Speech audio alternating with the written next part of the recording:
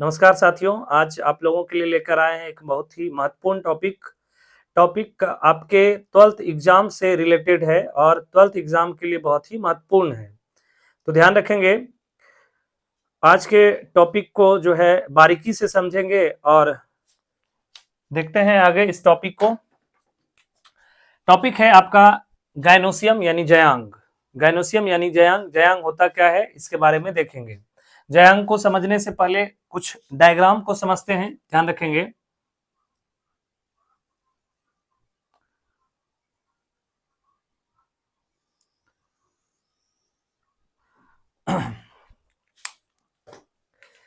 इसे क्या कहेंगे, तो इसको कहेंगे स्टिग्मा,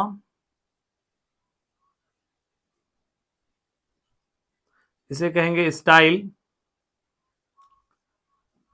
और इसे क्या कहेंगे ओवरी। हिंदी में कहेंगे इसे अंडाशय, इसे कहेंगे वर्तिकाग्र, वर्तिकाग्र, इसे कहेंगे वर्तिका, इसे कहेंगे वर्तिकाग्र, वर्तिका, स्टिग्मा, स्टाइल और ओवरी। इन तीनों को मिलाकर के क्या कहा जाएगा, इन तीनों को मिलाकर कहा जाएगा स्त्री केसर। क्या कहा जाएगा, स्त्री केसर। इंग्लिश में कहेंगे इसे कार्पेल। ठीक है, ध्यान रखेंगे। अगर आपसे क्वेश्चन पूछा जाता है कि स्त्री केसर के मुख्य कितने भाग होते हैं, तो स्त्री केसर के मुख्य 3 भाग होते हैं, स्टिग्मा, स्टाइल और ओवरी। स्टिग्मा, स्टाइल और ओवरी स्त्री केसर के मुख्य 3 भाग होते हैं। इस ओवरी के अंदर क्या प्रेजेंट होता है, तो ओवरी के अंदर जो है ओव्यूल प्रेजेंट होता है। क्या प्रेजेंट होता है, ओव्यूल प्रेजेंट होता है।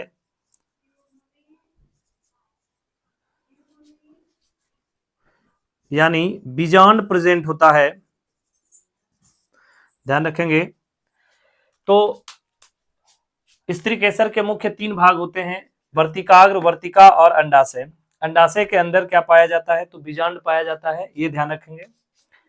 अब स्त्री केसर होता क्या है, तो यह फ्लावर का कौन सा पार्ट होता है, फीमेल पार्ट होता है। यह फ्लावर का फीमेल पार्ट, यह फ्लावर का फीमेल पार्ट होता है, यानी मादा भाग होता है। यह पुष्प का कौन सा भाग होता है, तो पुष्प का मादा भाग होता है, ये ध्यान रखेंगे। अब बात करेंगे स्त्री केसर यानी कार्पेल के बारे में।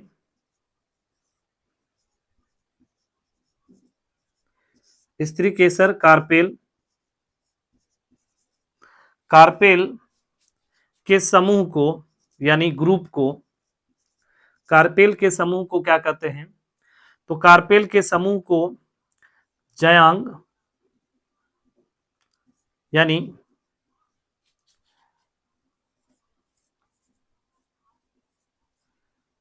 गाइनोसियम कहते हैं। कार्पेल के समूह को क्या कहते हैं, जयांग यानी गाइनोसियम कहते हैं।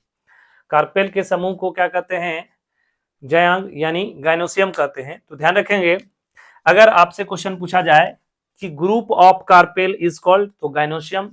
यूनिट ऑफ गाइनोसियम यानी गाइनोसियम की इकाई को क्या कहेंगे, तो कार्पेल कहेंगे। तो ध्यान रखेंगे, तो जयांग, आपको पता चला कि जयांग है क्या, तो स्त्री केसर के समूह को ही जयांग कहते हैं। अगर फ्लावर में इस तरह का स्ट्रक्चर एक नहीं बहुत सारे होंगे तो उसको हम क्या कहेंगे, जयांग कहेंगे। अगर इस तरह का स्ट्रक्चर एक फ्लावर में एक ही है तो उसको क्या कहेंगे, कार्पेल या स्त्री केसर कहेंगे। क्या कहेंगे, कार्पेल या स्त्री केसर। अब देखेंगे इस बीजांड के स्ट्रक्चर के बारे में, ये यानी ओव्यूल के स्ट्रक्चर के बारे में देखेंगे। तो ध्यान रखेंगे, इसको समझते हैं। वर्तिका, वर्तिकाग्र जो है यानी स्टिग्मा क्या होता है, ये ध्यान रखेंगे। तो अंडाशय का सबसे स्त्री केसर का सबसे ऊपरी भाग ही क्या होता है, वर्तिकाग्र होता है। स्त्री केसर का सबसे ऊपरी भाग क्या होता है, वर्तिकाग्र होता है। और स्त्री केसर का सबसे निचला हिस्सा जो इस गोल तरह का स्ट्रक्चर का होता है उसे क्या कहेंगे, अंडाशय कहेंगे। क्या कहेंगे, अंडाशय। और अंडाशय के अंदर क्या उपस्थित होता है, तो बीजांड उपस्थित होता है। वर्तिकाग्र यानी वर्तिका किसको कहेंगे, तो वर्तिका यानी स्टाइल किसको कहेंगे, वर्तिकाग्र और अंडाशय को जो जोड़ने का कार्य करता है उसे वर्तिका कहेंगे। क्या कहेंगे, वर्तिका कहेंगे। फिर से समझते हैं। स्त्री केसर का सबसे ऊपरी भाग होता है स्टिग्मा यानी वर्तिकाग्र, और स्त्री केसर का सबसे निचला भाग क्या होता है, अंडाशय। अंडाशय के अंदर जो है बीजांड प्रेजेंट होते हैं।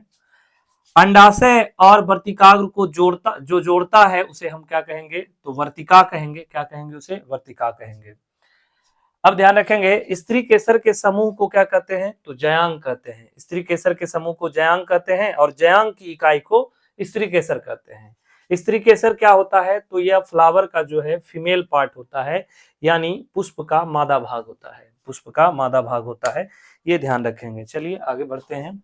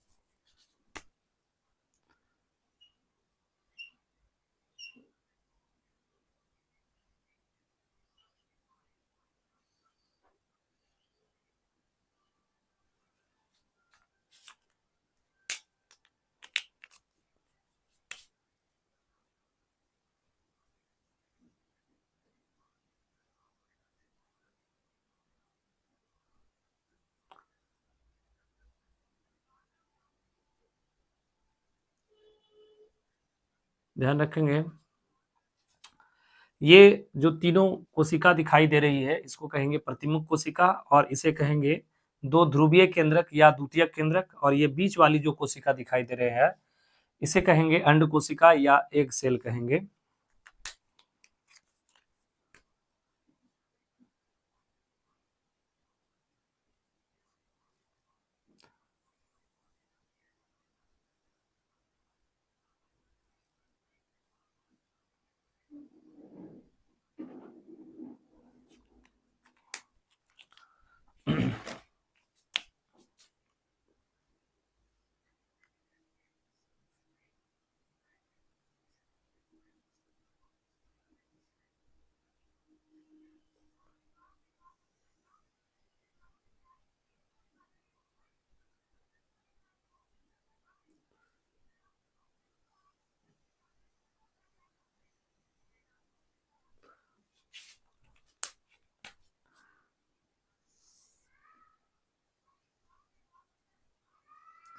ये ध्यान रखेंगे, इसे क्या कहेंगे, तो इसे कहेंगे बिजॉन्ड ब्रिंथ।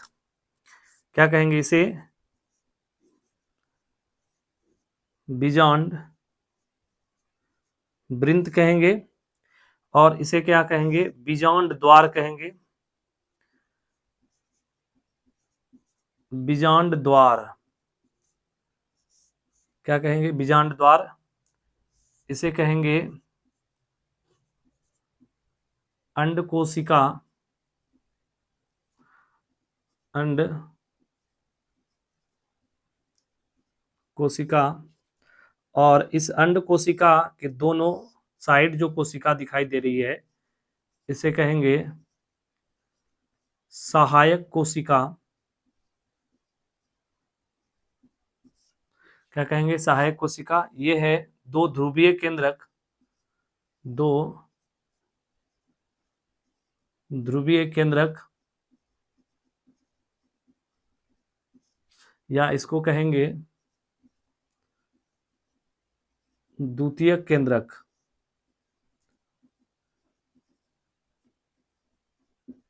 ठीक है, और ये तीनों जो कोशिकाएं हैं, इन तीनों कोशिका को कहेंगे प्रतिमुख कोशिका। प्रतिमुख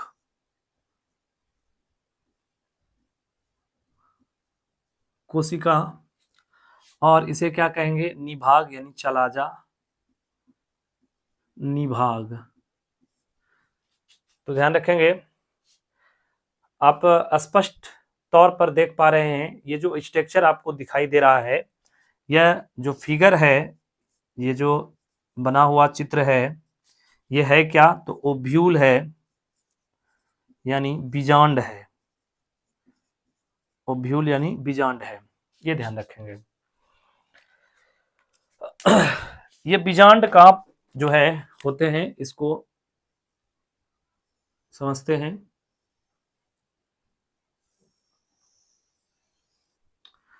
ध्यान रखेंगे,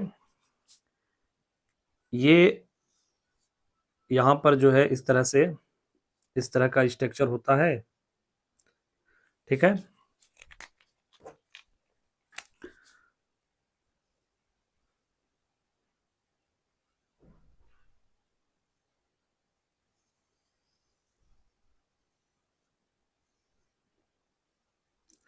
ये बीजांड, ये जो बीजांड वृंत आपको दिखाई दे रहा है, ये बीजांड वृंत, बीजांड वृंत के द्वारा ही बीजांड किससे जुड़ा होता है?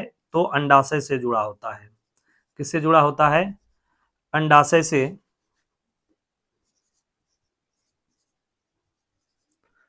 बीजांड वृंत के द्वारा ही बीजांड जो है किससे जुड़ा होता है? अंडाशय से जुड़ा होता है, ये ध्यान रखेंगे। बीजांड वृंत के ठीक ऊपर एक खाली स्थान होता है, जिसे क्या कहते हैं? बीजांड द्वार कहते हैं। क्या कहते हैं? बीजांड द्वार। इसी बीजांड द्वार के माध्यम से ही जो है पराग नलिका जो है बीजांड से जुड़ती है। पराग नलिका किससे जुड़ती है? बीजांड से जुड़ती है, ये ध्यान रखेंगे। जैसे इस वर्तिकाग्र पर परागकण आए, परागकण के अंदर जो है दो प्रकार की कोशिका होती है। कितने प्रकार की कोशिका होती है? दो प्रकार की कोशिका होती है। एक कोशिका होती है जनन कोशिका और एक कोशिका होती है कायिक कोशिका। तो जनन कोशिका यानी परागकण का जो है अंकुरन कहाँ होता है? तो वर्तिकाग्र पर होता है, वर्तिकाग्र पर होता है। तो परागकण का जैसे अंकुरन होता है, तो परागकण का अंतःचोल क्या करता है? पराग नलिका का निर्माण करता है, और यह पराग नलिका जनन छिद्र के माध्यम से बाहर आ जाती है। और यह पराग नलिका वर्तिकाग्र से लेकर कहां तक फैली होती है? तो ये ध्यान रखेंगे, यह वर्तिकाग्र से लेकर बीजांड द्वार से होते हुए बीजांड तक जुड़ी होती है।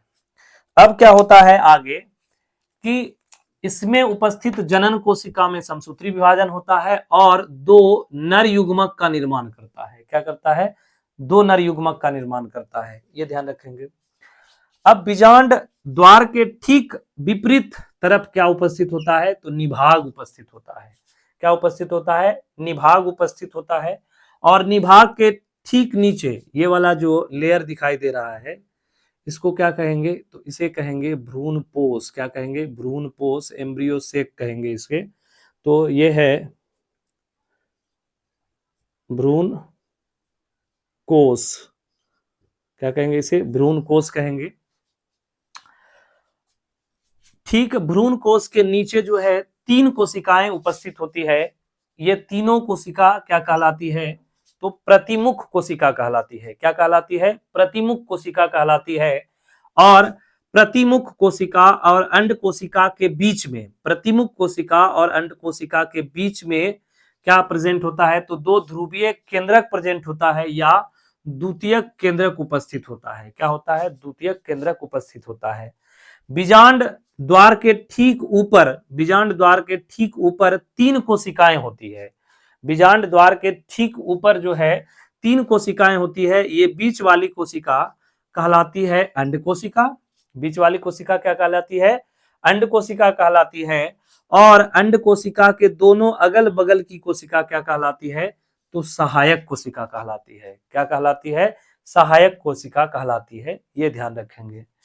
तो ध्यान रखेंगे अगर ये कहा जाए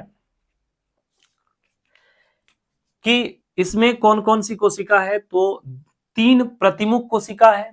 कितने हैं? प्रतिमुख कोशिका की संख्या है 3, 1 अंड कोशिका है और 2 सहायक कोशिका है, ठीक है, और 2 ध्रुवीय केंद्रक या द्वितीयक केंद्रक है। क्या है? द्वितीयक केंद्रक है। अच्छा, ये बीजांड वृंत क्या है? तो बीजांड वृंत जो है बीजांड को अंडाशय से जोड़ता है। तो बीजांड वृंत, ये ध्यान रखेंगे, ये है क्या? बीजांड वृंत। बीजांड वृंत ही बीजांड को किससे जोड़ता है? तो ध्यान रखेंगे अंडाशय से जोड़ता है। किससे जोड़ता है? अंडाशय से जोड़ता है। तो हमने आज समझा जयांग के बारे में, ठीक है, और जयांग से संबंधित स्त्री केसर के बारे में और स्त्री केसर के अंडाशय में उपस्थित बीजांड के स्ट्रक्चर में। तब तक के लिए धन्यवाद। फिर मिलेंगे आपसे एक बहुत ही महत्वपूर्ण टॉपिक के साथ अगले वीडियो में। नमस्कार।